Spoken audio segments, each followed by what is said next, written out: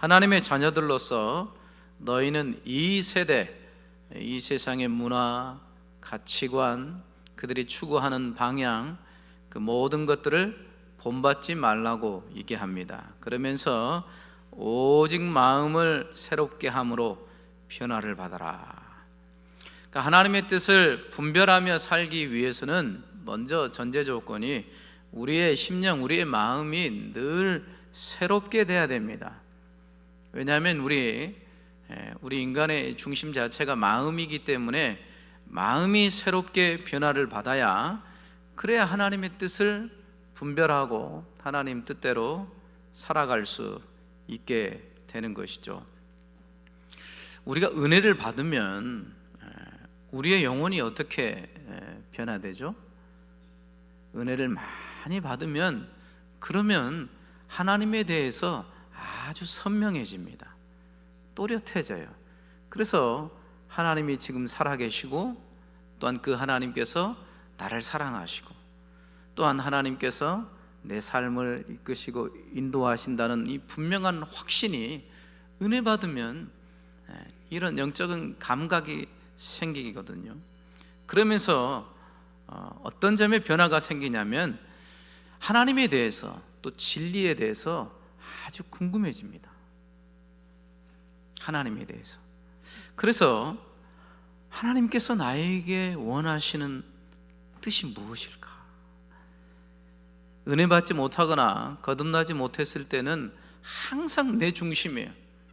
내가 기준점이 되고, 내가 중심이 되어서 내가 무엇을 하고, 내가 무엇을 선택하고, 항상 자기 중심의 삶을 살았는데, 은혜를 받고 거듭나고 그 은혜 가운데 살아가면 이제는 그 초점 자체가 바뀌게 됩니다. 방향이 바뀌게 되죠. 그래서 이제 하나님은 궁금합니다. 하나님의 선하심은 무엇일까? 하나님께서 기뻐하시는, 나를 향하신 하나님의 뜻은 무엇일까? 그것이 궁금해져요. 누구에게 궁금해진다고요? 은혜 받은 사람들. 은혜 받은 사람들은 이 필연적으로 이런 감각이 생깁니다. 그래서 궁금해져요. 하나님의 뜻은 무엇일까? 그래서 그런 감각들이 생기기 때문에 은혜 받은 사람들은 반드시 하나님의 뜻을 알기 위해서 힘써요. 그러기 위해서 무엇을 하냐면 하나님의 말씀 앞에 섭니다. 왜냐하면 하나님의 뜻을 알기 위해서는 이 세상에 어떠한 것도 우리에게 가르쳐 주지 않거든요. 그래서 오직 우리에게 계시해 주신, 나타내 주신 이 하나님의 말씀을 대면하게 됩니다. 궁금해져요. 그래서 하나님의 말씀을 통해서 하나님의 뜻을 더 깨닫길 원하고, 그리고 또 하나님의 뜻을 깨닫고 순종하길 원하고, 그래서 더 많이 하나님을 사랑하고 싶고, 이런 감각들이 생기게 되는 것이죠. 그러나 이렇게 은혜를 받지 못하고 마음이 새로워지지 않는 사람들은 이런 감각들이 떨어질 수밖에 없습니다. 그래서 내가 요즘에 성경을 멀리하고, 그리고 또 하나님께서 나를 향하신 뜻이 무엇일까 궁금해지지도 않고, 그리고 또 하나님의 뜻을 깨닫고 더 하나님 뜻대로 살고 싶다, 그런 소원이 일어나지 않으면, 그러면 그 마음 자체가 지금 문제가 있는 것이죠. 그런 삶을 그대로 내버려두면, 그러면 하나님 뜻과는 정반대로 가버려요. 하나님의 뜻이 궁금하지 않기 때문에 그냥 내 뜻대로 하는 거죠. 내 마음대로, 내 생각대로 결정하고 판단하고 그렇게 해요. 근데 이런 분들의 특징이 뭐냐면, 안 되면 누구 탓? 하나님 탓을 해. 하나님이 내 기도를 안 들어줬어요. 하나님께서 내 길을 안 열어주셨어요. 하나님께서 나를 아프게 해주셨어요. 아프게 했어요. 하나님께서 내 길을 막으셨어요. 이게 마음의 문제입니다. 그러나 은혜를 받아서 마음이 깨끗하고 새롭게 되신 하나님의 자녀들은 이렇게 하지 않아요. 자기 물론 어렵고 기도 응답이 더디고 하더라도 그래도 하나님을 향한 그 마음을 놓지 않아요. 왜냐하면 하나님은 선하신 걸 알기 때문이죠. 하나님은 사랑의 하나님이시라는 걸 너무나도 분명하게 알고 있기 때문에 그 마음의 이 초점 자체를 하나님께 다 고정시켜요. 그러나 마음의 은혜를 새롭게 받지 못하시는 분들은 하나님께 초점을 맞출 수 있는 힘이 없어요. 그러니까 세상에 막 휘둘리는 거죠. 환경에 휘둘리고 그리고 또 생활 속에서 어떤 누군가에게 막 휘둘리고, 누가 건드리지도 않아도 스스로 휘둘리고 안절부절하는 거죠. 그러면서 이 마음이 갈라져요. 마음이 갈려서 그래서 평안함이 없습니다. 큰 문제인 것이죠. 그래서 이런 분들은 내 중심, 내 생각, 내 느낌, 내 감정, 내 계획, 내 판단, 항상 이게 앞서 있어요. 이게 앞서 있는 거죠. 그러나 마음을 새롭게 함 받아서 은혜 받은 성도들은 그게 바뀌게 됩니다. 내가 아니라 하나님께 초점을 둡니다. 그래, 하나님이 무엇을 원하실까? 하나님이 기뻐하신 건 뭘까? 그것을 바라보면서 그 하나님 말씀의 기준에 비춰보고 생각해보고 그리고 또 선택하고 결정하게 된다는 것이죠. 그래서 은혜 받는 것이 너무 중요합니다. 그냥 우리가 기분이 좋아서 은혜를 받는 게 아니에요, 절대로. 로마서 8장 6절에서 8절 보시면 사도 바울이 이렇게 말씀하고 있습니다. 육신의 생각은 사망이요 영의 생각은 생명과 평안이니라. 육신의 생각은 하나님과 원수가 되나니 이는 하나님의 법에 굴복하지 아니할 뿐 아니라 할 수도 없습니다. 육신에 있는 자들은 하나님을 기쁘시게 할 수 없느니라. 육신에 있다라는 것은 심령의 은혜를 못 받는 사람들을 말하는 거예요. 특별히 거듭나지 않는 사람뿐만 아니고 거듭났는데도 불구하고 여전히 은혜를 받지 못하고 자기 마음대로 자기 감각대로 살아가는 그런 사람들이죠. 그런 사람들의 특징이 생각 자체가 육신에 매여 있어요. 하나님께 향해 있지 않는 거죠. 근데 그 육신의 생각은 뭐라고 얘기합니까? 사망이다. 사망이다. 여러 생각들을 많이 하지만 그 사람에게 돌아오는 것은 번뇌와 고통뿐이에요. 해결점이 없어요. 피폐해지는 거죠. 그게 사망이죠. 아이고 죽겠다. 그럼 그게 죽음이죠. 뭐예요? 특별히 꼴까닥 죽어야 사망입니까? 그 육신의 생각 자체가 죽음의 열매들이에요. 그러니까 얼마나 고단하겠습니까? 그 심령이 하나님의 은혜로 살지 못하고 그 심령이 피폐해지고 쪼그라들고 공고해지고, 아유 진짜 힘듭니다. 그렇게 육신의 생각이 사망이기 때문에 당연히 하나님을 기쁘시게 할 수 있는 생각 자체를 할 수가 없는 거예요.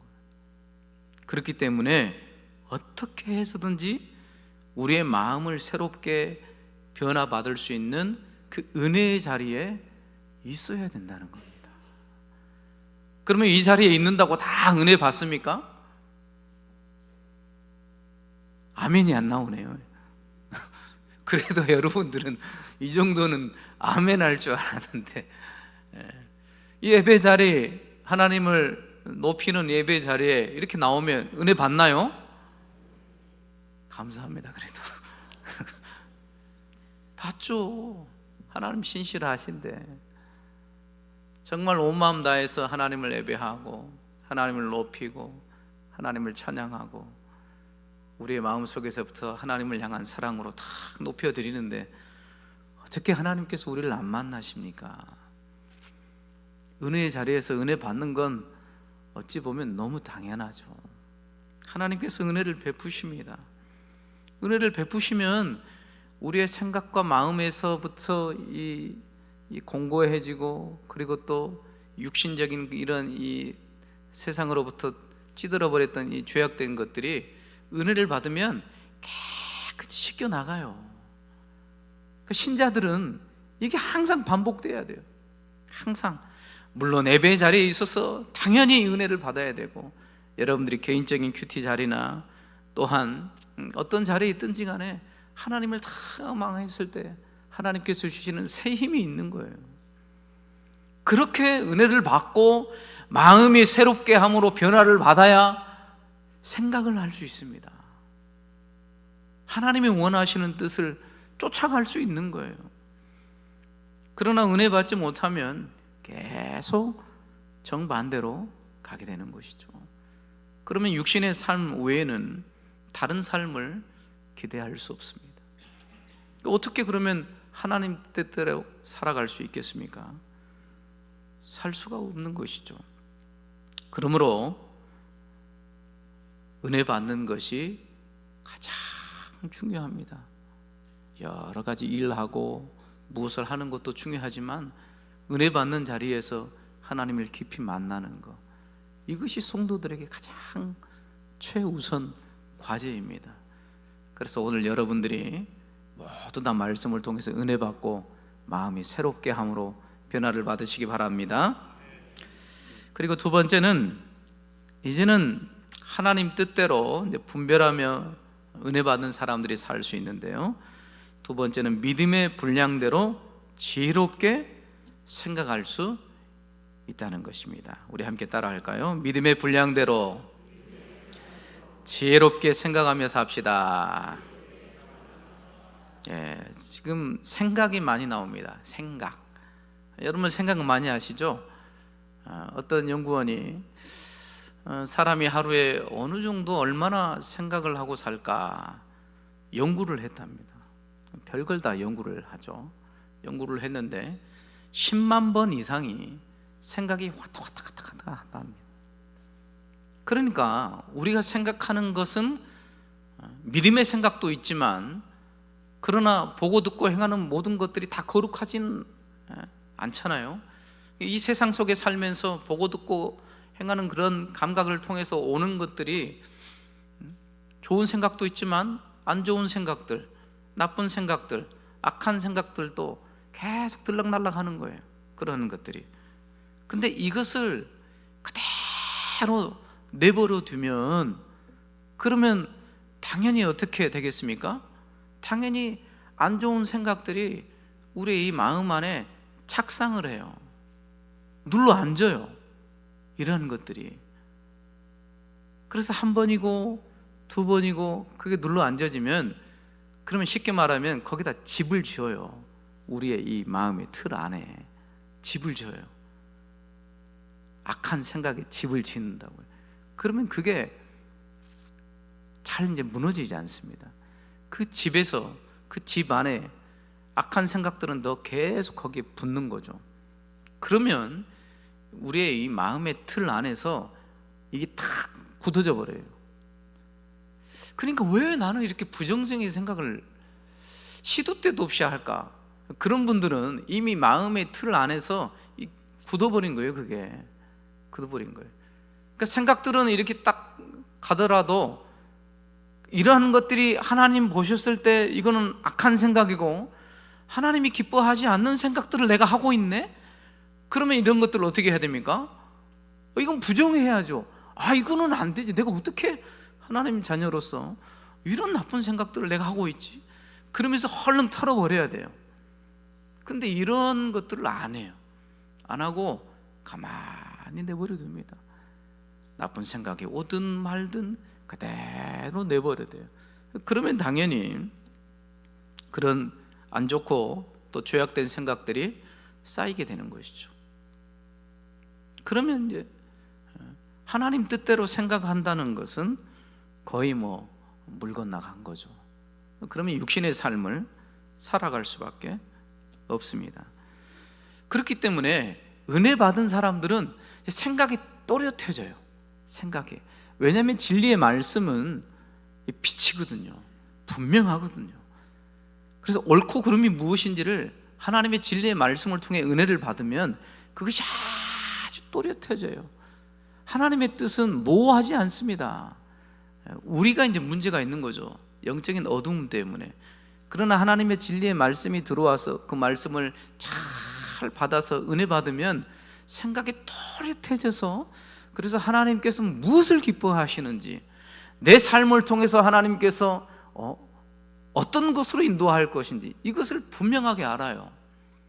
그래서 정반대로 너희는 술 취하지 말라, 성령의 충만함을 받으라 말씀하는데, 술 먹고 그런 것을 얘기하는 게 아니에요. 물론 술 취한 것도 말하지만 왜 술 취하지 말라, 그것은 방탕한 것이다 말하냐면, 술 취한 사람은 정신이 나가 있어요. 온전한 생각을 못해요. 정반대로 성령 충만한 사람은 온전한 생각을 할 수 있습니다. 그래서 하나님의 말씀의 기준점이 되어서 내 삶을 어떻게 드려야 하나님이 기뻐하신지를 또렷하게 알아요. 그렇기 때문에 시간 낭비하지 않아요. 허송세월하지 않습니다. 에너지 낭비하지 않아요. 하나님의 뜻이 분명하기 때문에 그의 삶을 온전히 바칠 수가 있는 거죠.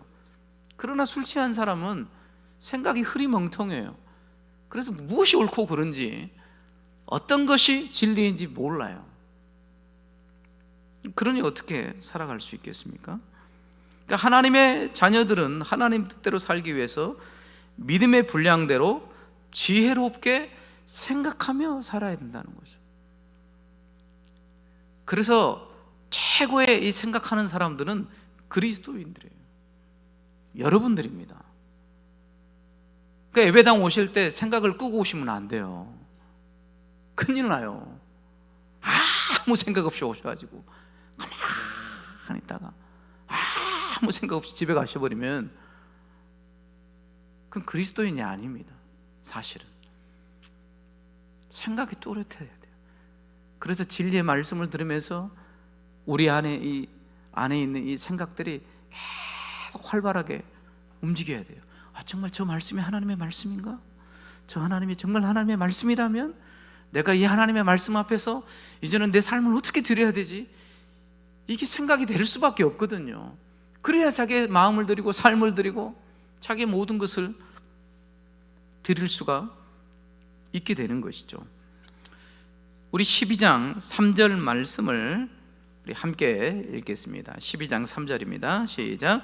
내게 주신 은혜로 말미암아 너희 각 사람에게 말하노니 마땅히 생각할 그 이상의 생각을 품지 말고 오직 하나님께서 각 사람에게 나누어 주신 믿음의 분량대로 지혜롭게 생각하라. 아멘. 하나님이 우리에게 주신 은혜가 있다라는 것이죠. 근데 그 은혜는 마땅히 생각할 그 이상의 생각을 품지 말아라. 그러니까 생각한다고 다 그렇게 내버려두면 안 된다라는 거예요. 생각을 해도 품지 말아야 될 거, 안 해야 될 것은 거기서 스톱을 할 줄 알아야 된다는 거예요. 근데 이것은 은혜 받은 사람만 할 수 있어요. 힘이 있기 때문에.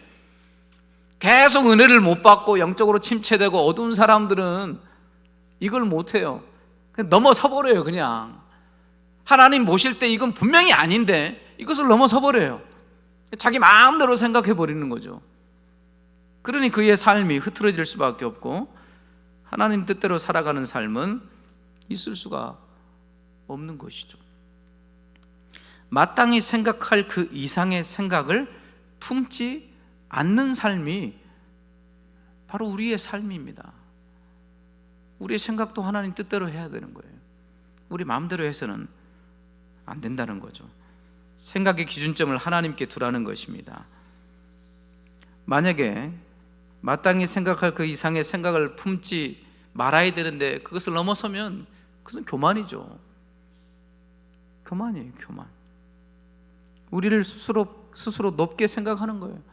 하나님이 주시는 것, 주신 은혜 가지고 하나님이 정해주신 그것을 넘어서서 무엇인가를 하려고 그래요.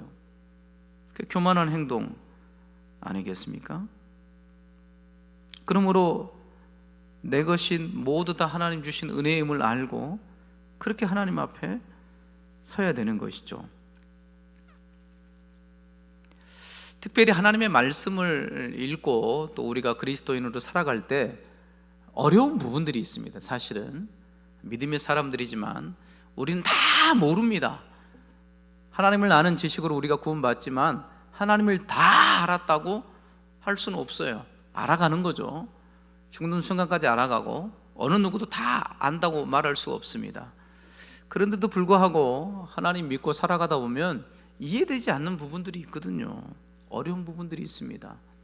예를 들면 삼위일체 하나님, 아니면 예수님의 동정녀 탄생, 아니면 조금 더 깊게는 이 모든 세상이 하나님의 뜻대로 이루어지지 않습니까?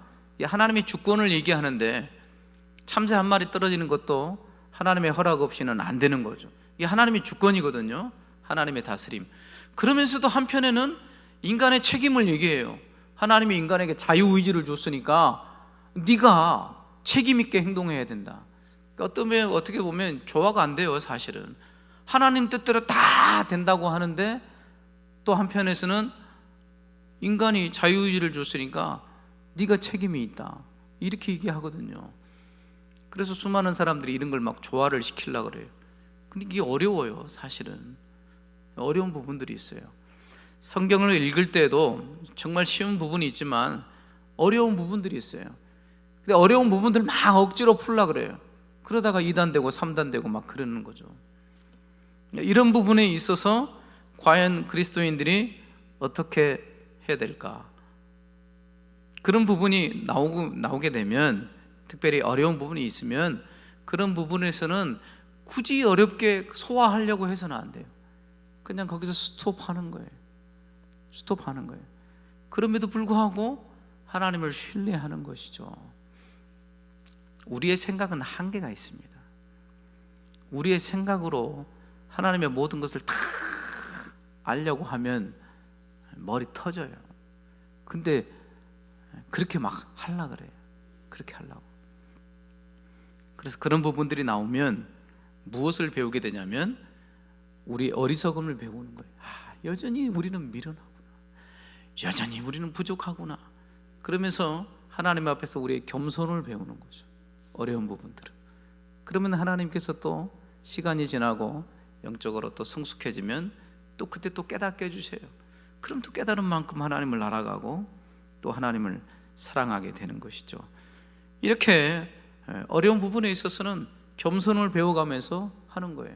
근데 교만한 사람들은 꼭 하나님께서 드러내지 않는 것까지 막 드러내서 어떻게 해버리려고 하거든요. 교만한 겁니다. 마땅히 생각할 그 이상의 생각을 품지 않는 거예요. 모르면 모르는 대로 그냥 하나님 의지하면서 가는 거예요. 문제가 되지 않습니다. 그렇게 신앙생활을 해나가는 것이죠. 그리고 3절을 보니까 오직 하나님께서 각 사람에게 나누어 주신 믿음의 분량대로 지혜롭게 생각하라. 네. 각 사람에게 나누어 주신 믿음의 분량이 있다라는 겁니다. 각자에게 주신 분량이 있어요. 그 분량을 우리는 측정 못하지만 어느 정도 알고 있습니다. 하나님이 여러분들에게 주신 분량들이 어느 정도 되는지는 보통 알 수가 있게 되는 것이죠. 그래서 그 믿음의 분량대로 지혜롭게 생각하며 생각한 바를 섬기고 생각한 바를 실행하고 순종하며 살아가면 되는 것이죠. 이게 가장 건강합니다. 여기서도 생각하라 말하는데요, 지혜롭게 생각해 가는 것이죠. 그래서 교회 공동체 안에서 하나님이 주신 은사와 믿음의 분량들이 있습니다. 거기에 맞춰서 자기 주신 지위와 역할과 섬김의 자리에서 할당된 대로 분량대로 그거 하면 돼요. 넘어설 필요가 없어요. 6절부터 보시면 우리에게 주신 은혜대로 받은 은사가 각각 다르니 혹 애언이면 믿음의 분세대로, 혹 섬기는 일이면 섬기는 일로, 혹 가르치는 자면 가르치는 일로, 혹 위로하면 위로하는 자로, 구제하는 자는 성실함으로, 다스리는 자는 부지런함으로, 긍휼을 베푸는 자는 즐거움으로 할 것이니라. 각자 주신 믿음의 분량과 은사가 있기 때문에 그 주신 것 가지고 그 분량 안에서 거기서 최선을 다하면 되죠. 섬겨 나가면 되는 것이죠. 마찬가지입니다. 교회 공동체 안에 우리에게 여러 직분과 직책이 있습니다. 구역장님들은 또 하나님의 말씀을 잘 준비해서 우리 구역원들에게 하나님의 말씀을 전하고 그들을 위해서, 그 영혼들을 위해서 기도하고, 그리고 또 우리 회장님들은 구역 회원들을 잘 살피고 권찰과 함께 신방하고 교회 보고하고, 또 특별한 일이 있으면 또 보고하고, 이런 거 잘 하시면 돼요. 권찰도 마찬가지죠. 회장과 더불어서 구역 회원들을 살피고 보살피고, 또 구역 회비의 수입이나 지출을 잘 관리하고, 자기의 분량들이 있어요. 그것들을 잘 해나가면 돼요. 교사는 어떻습니까? 맡겨주신 양떼들을 잘 말씀 안에서 기도하고 섬기고 사랑하고, 그 분량대로 그냥 그렇게 하면 돼요. 마찬가지로 성가대도 마찬가지고, 여러 봉사와 섬김위원회 그 자리에서 자기에게 주신 그 분량대로 잘 섬겨가면 되는 거예요. 그러면 얼마나 교회가 아름답게 또 온전하게 설 수 있는지를 우리에게 가르쳐 주는 것이죠. 어느 날 서점을 갔는데요, 서점을 가서 들어가서 이제 어떤 책이 필요해서 책을 보려고 했는데, 한 5분 정도 지났을까요? 출입문에서 어떤 분이 들어오시는 거예요. 근데 이제 얘기를 들어보니까 그분이 사장님이에요. 책 주인이죠. 그 사장님이 딱 들어오시더니 직원을 불러요. 직원을 막 불러가지고 혼내시는 거예요. 막 뭐라고 막 하시면서 혼내시는 거예요. 손님도 있는데 왜 그러지? 자세히 봤는데 무엇 때문에 그랬냐면, 이제 이 손님들이 서점에 들어오게 되면, 서점이기 때문에 책이 딱 진열이 돼 있잖아요. 그러면 이제 이 사장님 입장에서는 이 손님들 그 입장에 서서 들어오게 되면 책을, 자 이렇게 딱 들어가면, 이게 책이라고 하면 책을 어떻게 놔야 될까요? 이 눈에 보이게끔 진열을 딱 해놓고, 그래야 오늘 새로 나왔구나 이렇게 좀 관심 있게 보고 이렇게 할 텐데, 그 직원이 이걸 거꾸로 놨어요, 이렇게. 그러니까 이제 딱 들어와서 딱 보고, 사장 입장에서는 고객들이 보고 책을 잘 볼 수 있도록 진열을 해야지, 이 거꾸로 놔가지고 그런 것들을 막 뭐라고 하시더라고요. 그거 딱 보다 보니까, 야, 저런 것 하나에도 정말 지혜롭게 생각을 해야 되구나. 그 직원이 아무 생각이 없었던 거예요. 그냥 이제 노라니까 막 논 거죠, 이렇게. 사장님 마음 같아서는 그렇게 놨으면 훨씬 더 딱 들어가서 이렇게 볼 수 있었을 텐데, 그런 부분들을 봤습니다. 그러니까 세심한 그러한 부분들이 필요해요. 사실은 교회 공동체 안에서 여러분들에게 주어진 그 섬김의 자리에서 그냥 하면 안 돼요. 그냥 하면 안 돼요. 봉사위원을 하시더라도 이 2월달 한 달만 딱 지나가면 되지, 이렇게 생각하시면 안 되고, 하나님 앞에서 몸된 교회를 세워나가는 거예요. 세워나가는 거예요. 그러니까 어떻게 내가 이 믿음의 분량과 은사대로 지혜롭게 생각하면서 이 일을 감당할 수 있을까? 깊이 생각하셔야 돼요. 하나하나 하더라도 아무렇게나 해버리면 안 돼요. 그것을 원하시지 않는다는 것이죠. 이렇게 나누어 주신 믿음의 분량대로 지혜롭게 서로가 생각할 때 얼마나 더 많은 섬김이 나타나겠습니까? 얼마나 풍성해지겠어요. 세심하게 하나씩 하나라도 성도들이 편리하게 예배할 수 있도록 또 섬기고, 그렇게 한다면 여러분들의 자리가 빛날 뿐만 아니라 우리 교회는 훨씬 더 하나님의 은혜로 충만하고 온전케 될 줄 믿습니다. 우리 모든 사람들을 이렇게 믿음의 분량대로 세우신 이유는 성도를 온전케 하고 봉사의 일을 하게 하고 그리스도의 몸을 세우려 하심이라. 분명한 목적이 있어요. 각자의 위치에서 하는 일이 있지만 그 위치에서 하는 일마다 다를 수는 있지만 목적은 하나예요. 그리스도의 몸을 세우는 겁니다. 부족한 연약한 성도들을 세워나가는 거예요. 그러한 것들이 물론 조금은 힘들 수 있죠. 어려울 수 있어요. 사실은 깊이 있게 봐야 하기 때문에. 그러나 그런 모든 것 자체가 교회를 세우는 거예요. 주님의 몸된 교회를 세우는 거예요. 이것은 은혜 받은 사람들이 할 수 있습니다. 하나님이 원하시는 뜻대로 섬겨 나아갈 수 있게 되는 것이죠. 그렇게 지혜롭게 생각해서 섬겨 나아갈 때에 바로 하나님의 교회는 더 아름답고 더 건강하고 여러분들을 통해서 더 풍성해지는 거예요. 믿습니까? 저와 여러분들의 이 사명의 자리에서 얼마나 귀한지 몰라요. 한 분 한 분이 정말 귀합니다. 우리 한번 이렇게 다시 한번 인사할까요? 당신은 참 귀합니다. 귀하십니다. 그래서 교회를 섬겨 나가실 때에 정말 지혜롭게 생각하셔서 남이 미처 생각하지 못한 것까지 다 그렇게 하시면 정말 멋질 텐데요.